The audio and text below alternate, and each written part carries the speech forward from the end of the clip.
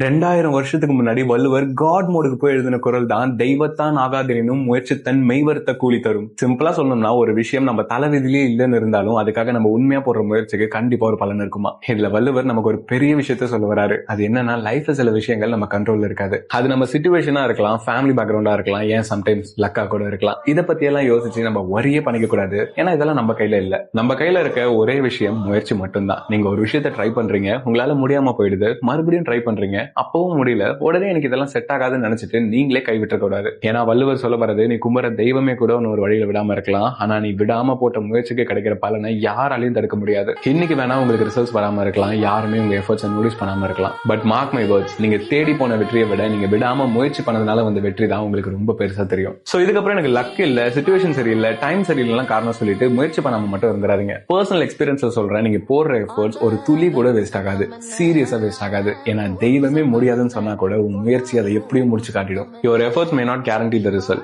but giving up guarantees nothing. முழிச்சுக்கோங்க, பொழைச்சுக்கோங்க. And இந்த மாதிரி மோட்டிவேஷனலான வீடியோஸை டெய்லி உங்க ஃபீல்ட்ல பார்க்க ஆசைப்பட்டீங்கன்னா இப்பவே ஒரு ஃபாலோ பண்ணிக்கோங்க.